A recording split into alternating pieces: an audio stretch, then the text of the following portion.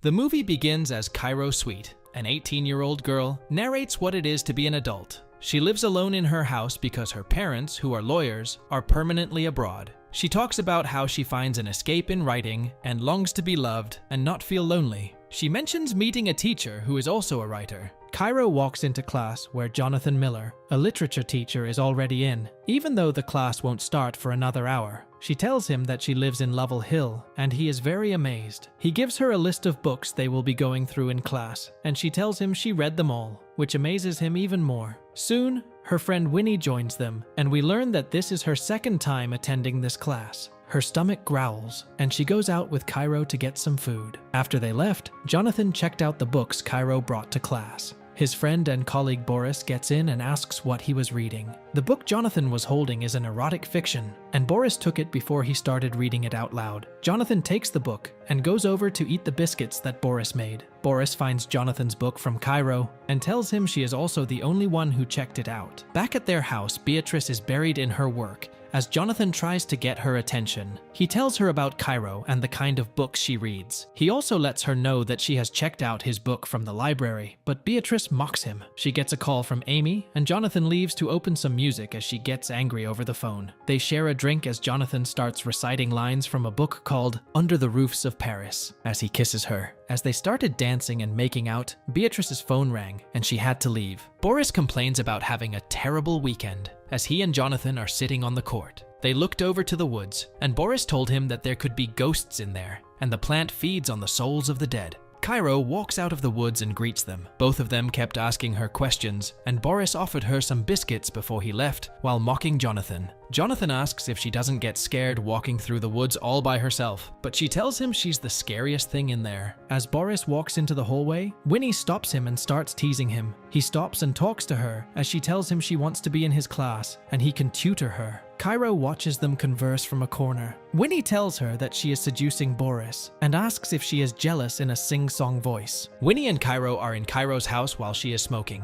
Winnie asks where her parents could be at this time, and Cairo tells her even though she doesn't know how long they'll be there. Winnie asks Cairo to let her dress her up, saying she can be both smart and hot. Cairo is writing an essay to get into Yale, and she couldn't answer a question that asks what her greatest achievement is. Winnie tries to help her, but they can't find the right answer. She finally tells her to experience something worth writing about. Cairo asks her if she really is going to sleep with Boris, and Winnie tells her she wants an older man to do it with, as it will be her first time doing it. Winnie tells Cairo that Jonathan looks at her differently from all the other students, but Cairo said she couldn't believe it. In class, Cairo kept looking at Jonathan. He then asks her to see him after school. Boris is in Jonathan's class, asking about Beatrice and the book she's writing. He is invited for dinner, and Jonathan tells him to shower before he comes over. After Boris leaves his class, Jonathan opens the music and starts dancing. He finds Cairo giggling when he turns around. They sit by the couch, and Jonathan asks if she's been to the scroll sessions at Sally Bunny's, a poetry salon in a Victorian village, and tells her to go on the coming weekend. The reason why he wanted to see her was because of the story she wrote about a reluctant spider. Then he recited some lines from the story before they continued to talk about the spider. He then tells her that she is talented and offers her a jump start on the midterm. He assigned her to write a short story in the style of her favorite author. He says that it could help with her portfolio for Yale. Cairo tells Jonathan that she read his book and called it grand and tragic romantic horror. Then she quotes lines from his book. He tells her that was the first thing he wrote,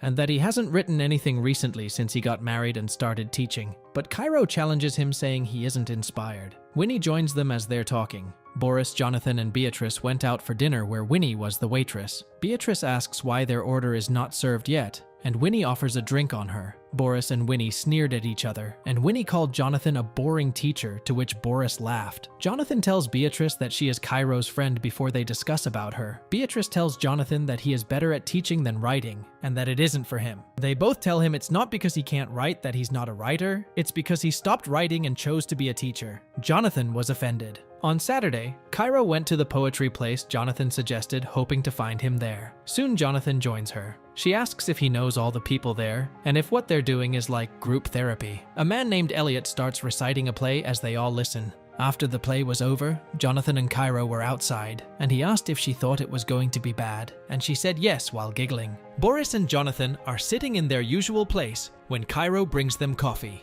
Boris offers her a biscuit he made, and she suggests that he sells them to raise money for his team and that she will help with Jonathan. In school, Jonathan gets a text from Beatrice suggesting that they go on a trip for the weekend. Cairo and Winnie went by Jonathan's class to find him hurrying to leave. He tells them about the trip with his wife. Cairo asks him for approval on the writer she chose for the midterm. They talked for a bit and he left. Winnie starts mocking Cairo for the way she talked to Jonathan while getting on his desk, and Boris walks in on them talking about it. He says he agrees with the biscuit baking idea and asks them both to help. Winnie stops him and asks for his number to make it easier and faster. After getting Boris's phone to call Cairo, she puts it in her chest and is about to leave, but Boris takes it back. Jonathan is waiting for Beatrice to finish up when he gets a call from Cairo on her phone. He happened to have her phone in his bag, and she called to ask him to drop it off at her place. By the time he gets there, it is raining, and he asks Cairo to come to his side, where the rain is pouring before they kiss. Cairo is in her house watching TV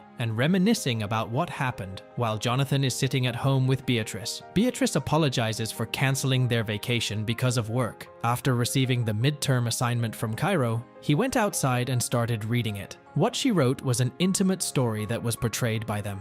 Jonathan starts to please himself while reading the story. On Monday, Cairo waited for Jonathan in his class, and he walked past her after greeting her coldly. He tells her that she needs to choose another author because her story is inappropriate. He asks her why she chose that materials, and she answers him that it's about them. She tries to explain to him that the story is appropriate in different aspects, but he tells her to write a new story with a new author. Cairo tells him to stop talking to her like a stranger and tell her what he means, so he tells her to rewrite it. And if she doesn't, he will have to fail her for the midterm. He tells her he feels foolish and calls her a child. She tells him that his writing is bad and calls him a nobody, impotent and mediocre, while crying, daring him to fail her. Cairo walks out, thinking of heartbreak, and refers to it as a car crash. Cairo went home and drank while crying with Winnie by her side. Jonathan gets home and tells Beatrice he had a bad day, to which she offers him a drink. He tells her about the conversation he had with Cairo and the story she wrote. Beatrice excitedly asks him to show her the story. After reading it, she makes Jonathan say how Cairo described him in the story. Cairo asks Winnie to distract her, and she asks her to text Boris saying she's drunk and what he is doing. Jonathan keeps on reciting the lines from Cairo's story as Beatrice takes his hand and makes him touch her. They stopped making out when they saw Boris knocks and get in.